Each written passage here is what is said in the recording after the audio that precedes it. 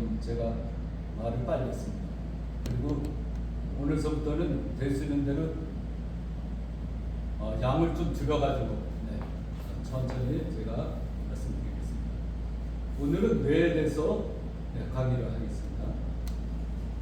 제가 강의하는 것은 당신은 몸을 아십니까? 그 저자 레드그 클레프 닥터인데 미국에서 유명한 의사예요.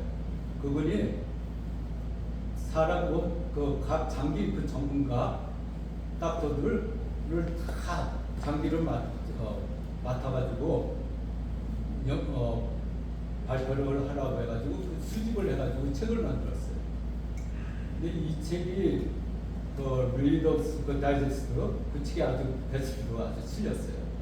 그리고 미국 교과서에도 또 이런 참고적으로 이렇게 실린 책인데 제가 이걸 다 요약 올리기는 뭐하고 요약해서 올려가지고 말씀드리겠습니다. 뇌는 보면은 여기 그림에서 보면은 우주에는 경이로운 것이 많지만 인간의 뇌 역시 그 무엇과 비교해도 뒤지지 않은 놀라운 기관입니다. 뇌는 1.3kg, 무게 회백석 조직이요. 색깔이 회백석이요. 구도는 악교지처럼 보인다. 젤처럼 그렇게 되어 있다고 하죠. 그러나 내가 수행하는 수많은 기능을 완전히 그대로 흉내낼 수 있는 컴퓨터는 아직까지는 없다고 해요. 과거에는 뇌 신경세포인 뉴런이 약 300억 개라 알려졌지만 오늘날에는 약 860억 개의 뉴런이 있다고 추정했습니다. 860억 개의 뉴런이 있습니다. 1.36kg이라고 하면 보통 우리 사람 체중이 68kg면 몸무게를 가진 사람 몸무게 한 50분의 1이에요. 1.36kg면 한 3파운드 되나요? 한 그 정도 돼요. 그리고 뇌는 크지 않은 머리뼈 안에 들어있지만 생각과 감정, 기억과 판단, 행동과 지능, 그리고 개성에 이르기까지 인간다운 삶의 거의 모든 부분을 담당합니다. 우리는 귀로 듣고 혀로 맛을 보며 손으로 감촉을 느낀다고 생각합니다. 그러나 실제로 귀와 혀와 피부는 외부 정보를 받아 뇌로 전달하는 역할을 합니다. 모든 것 귀로나 혀나 이런 걸 다 뇌로 전달하지 않고서는 듣고 맛을 느끼지는 못해요. 그 정보를 분석하여 소리의 맛과 촉감으로 느끼게 하는 것은 바로 뇌입니다. 우리가 몸의 통증을 느끼고 배고픔을 아는 것도 뇌가 몸에서 보내는 신호를 해석하여 알려주기 때문이라 했습니다. 배고프고 통증을 느낄 때 다 뇌에서 신호를 보내기 때문에 그렇습니다.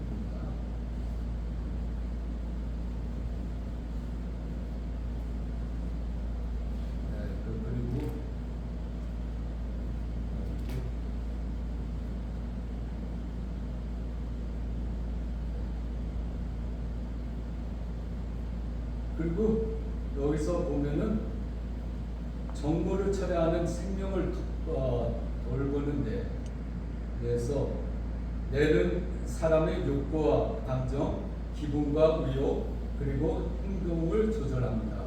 그렇습니다. 사람이 잠을 자는 동안에는 뇌는 쉬지 않는다고 했어요. 뇌는 호흡과 심장박동, 체온과 호르몬 분비를 조절하며 낮에 받아들인 정보를 분류하고 기억을 정리한다고 했습니다. 뇌 안에는 셀 수 없이 많은 정비적, 화학적 신호가 끊임없이 오갑니다. 눈으로 보는 것, 귀로 듣는 것, 코로 냄새 맡는 것, 혀로 맛보는 것, 피부로 느끼는 것 등 엄청난 양의 정보가 계속 뇌로 들어옵니다. 그러나 뇌는 모든 정보를 똑같이 인식하게 하지는 않습니다.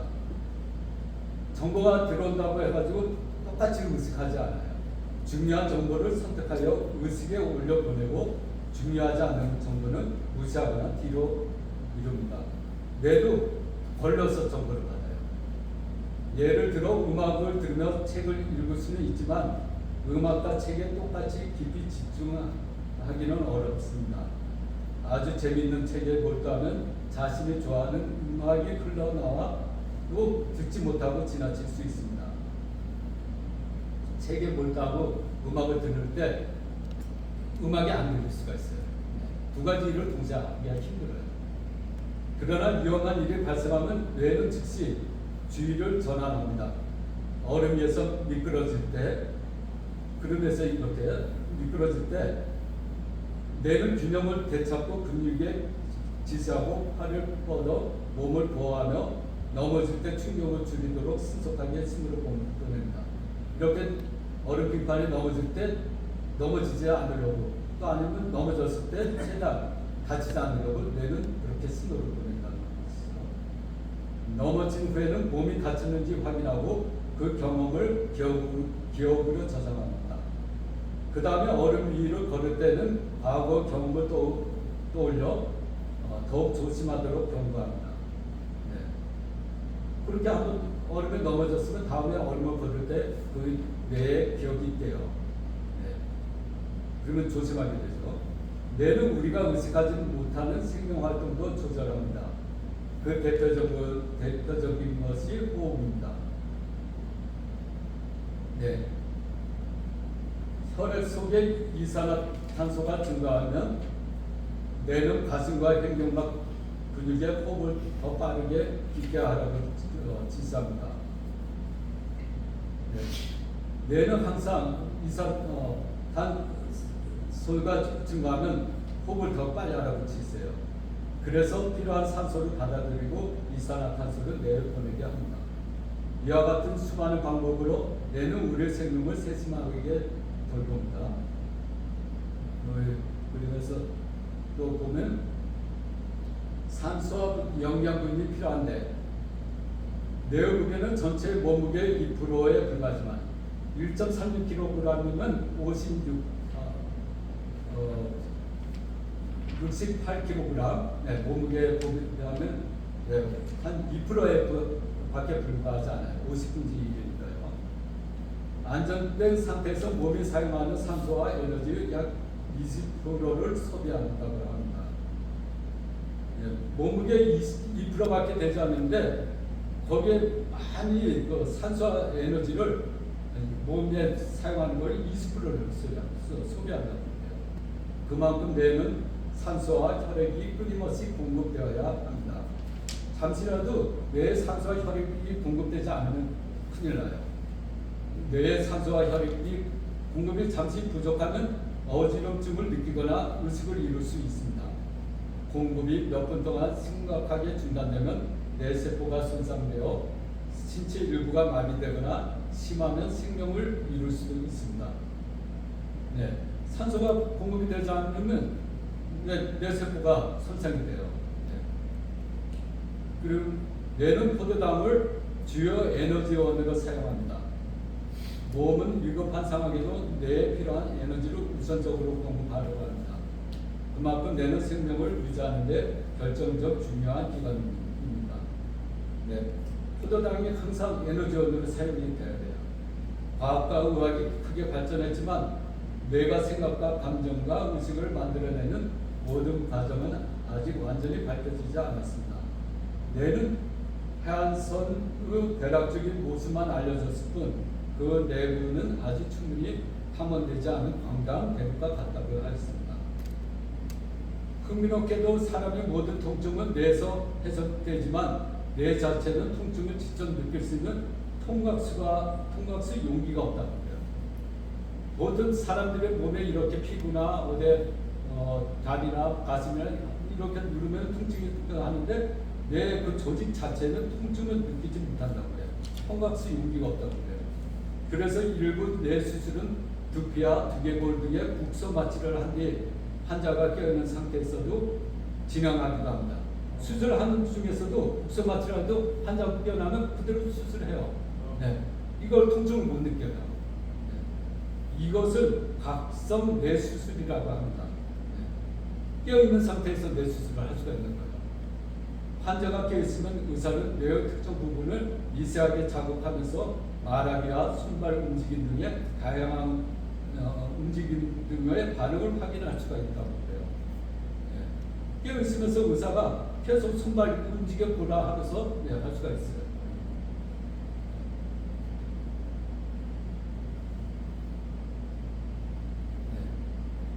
이렇게 보면은 뇌의 산소 혈액 포도당이 뇌에 항상 공급이 돼야 돼요.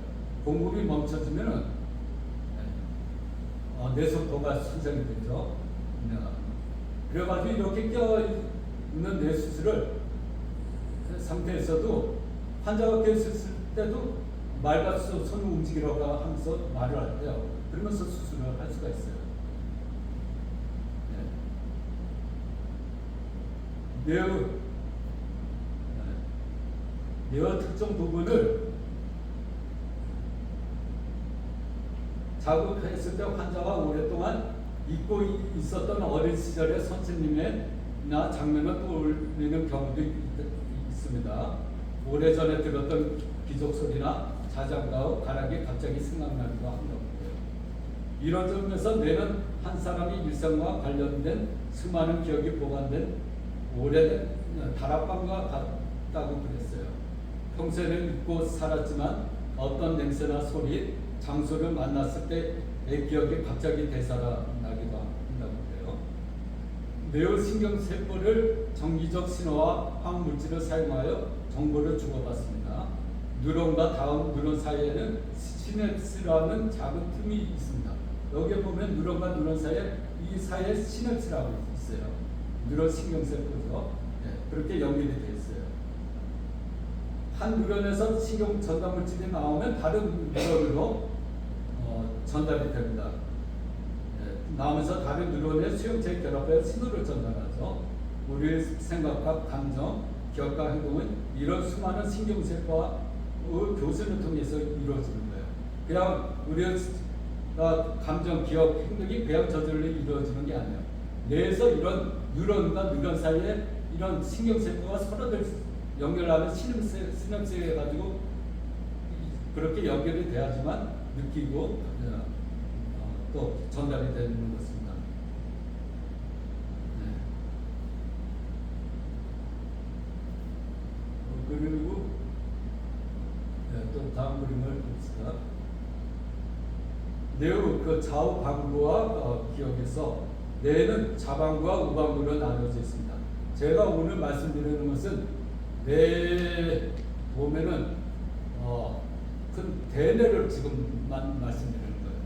뇌는 너무나 여러 가지 복잡한 게 구분이 돼 있어가지고 오늘 이 시간에는 다 말씀 못 드리고 대뇌, 소뇌와 간뇌 또 여러 가지 그 다음에 또 특하게 나눠가지고 정대와 부대 축대와 두정약 이런 거는 제가 나중에 또 말씀드리겠습니다.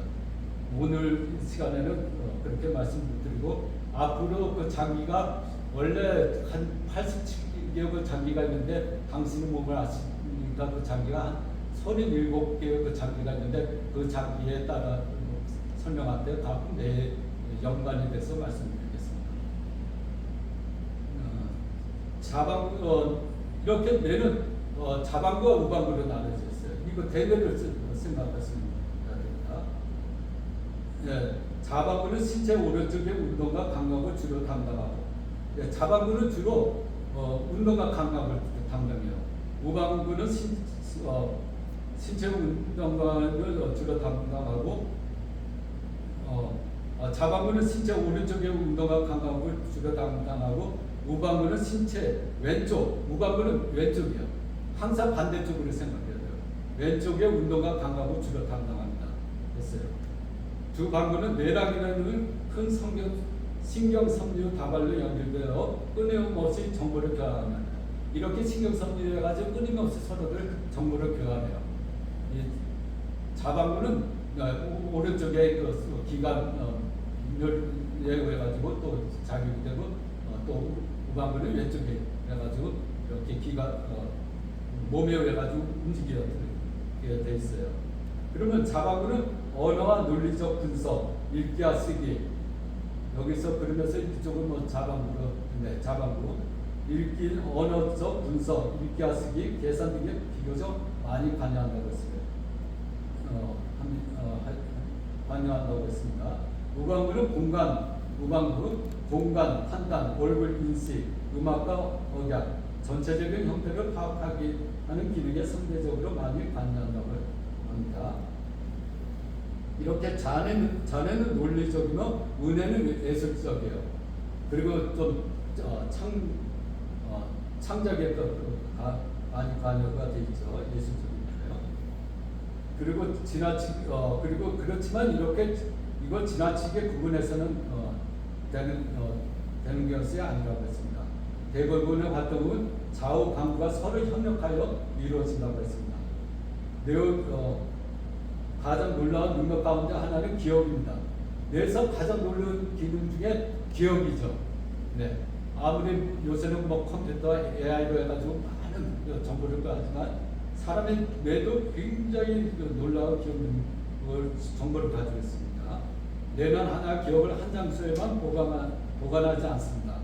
그 기억을 구성하는 모습과 소리, 냄새와 감정 등 여러 뇌의 영역과 신경망에 나누어 저장합니다. 예를 들어 어린 시절부터 보았던 사과나무나 겨울물 흐르는 소리는 당시 장소와 감정까지 함께 기억될 수 있습니다.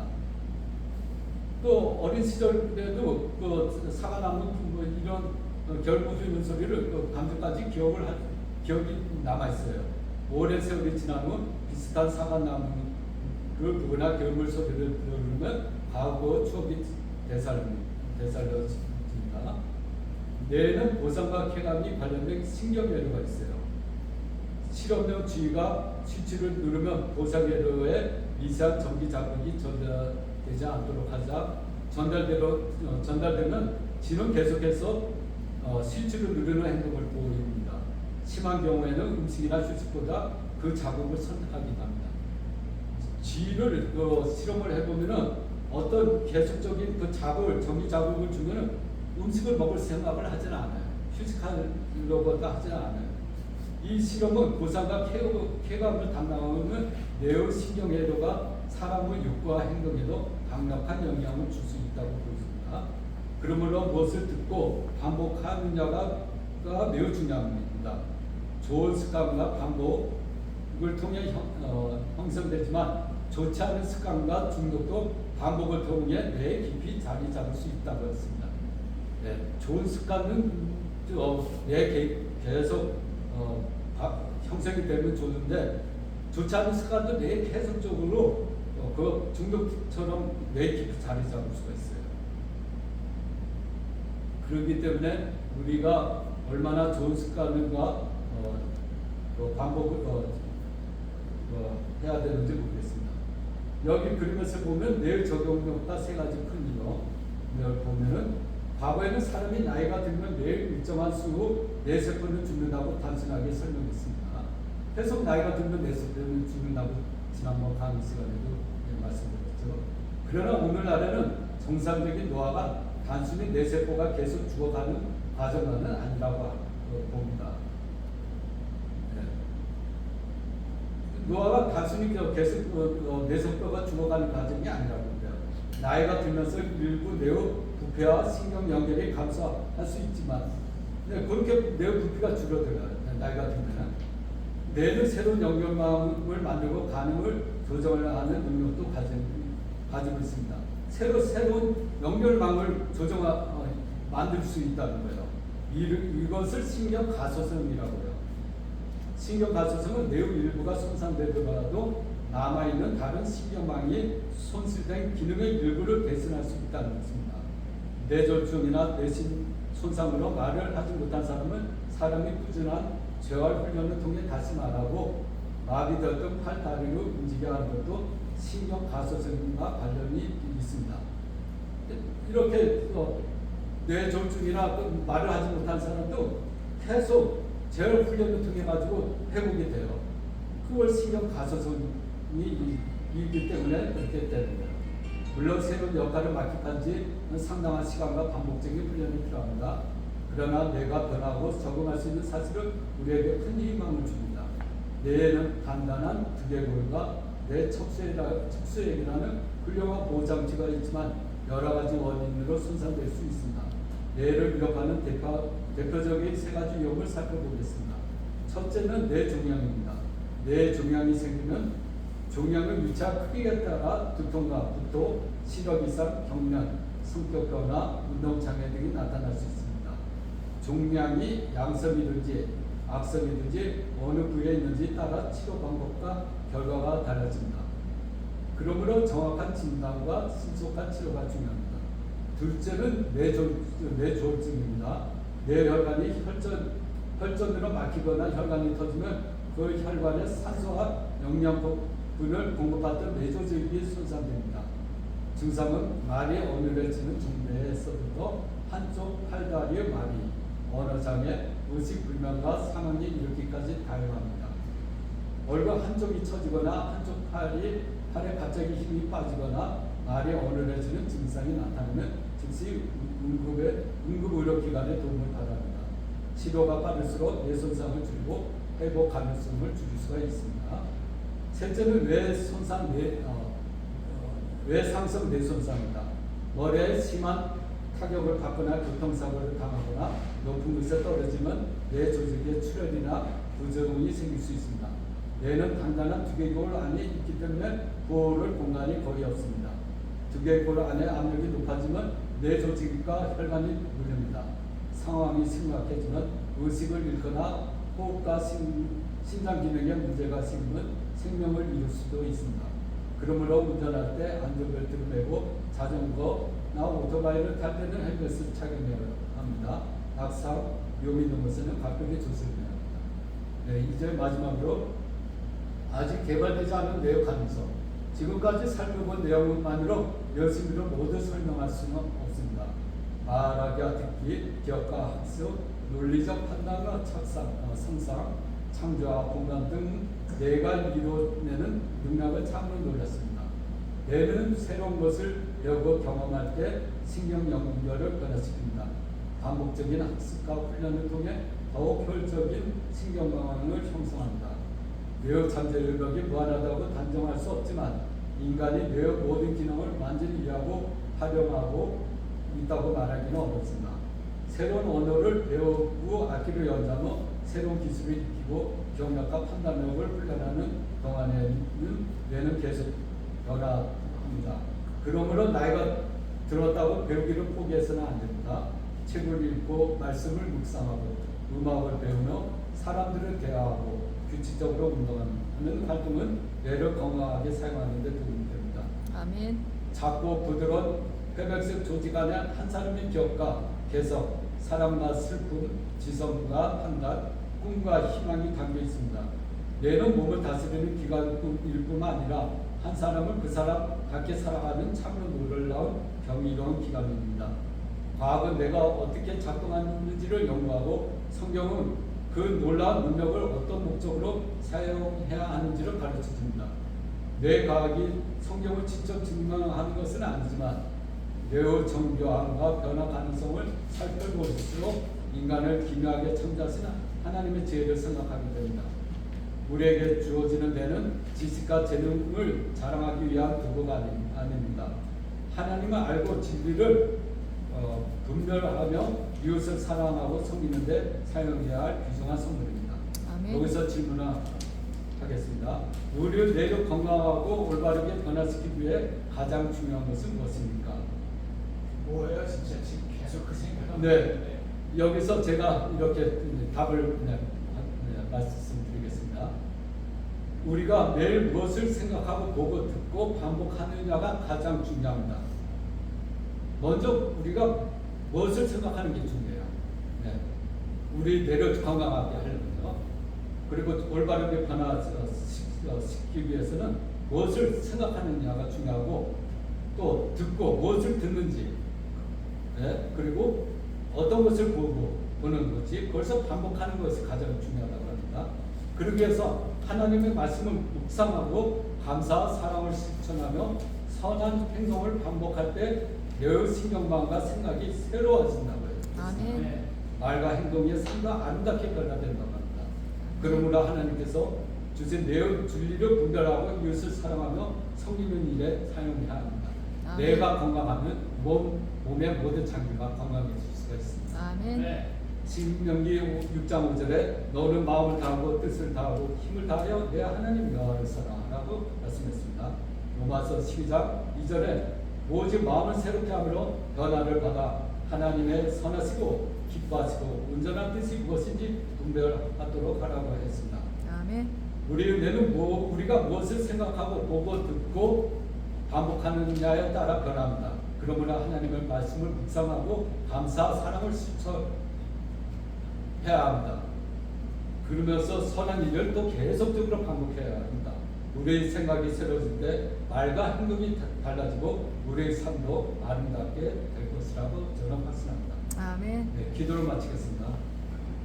사랑의 하나님 아버지, 우리에게 놀랍고 신비로운 내를 주심에 감사드립니다. 네. 우리의 생각과 마음을 지켜주시고 날마다 말씀과 성령으로 새롭게 하여 주옵소서. 아멘. 주어진 지혜와 재능을 하나님께 영광 돌리고 이웃을 사랑하며 섬기는 일에 사용하게 하옵소서. 아멘. 언제나 그리스도의 마음을 품고 선하고 아름다운 생각을 선택하며 살아가게 하옵소서. 아멘. 예수님의 이름으로 기도드립니다. 아멘.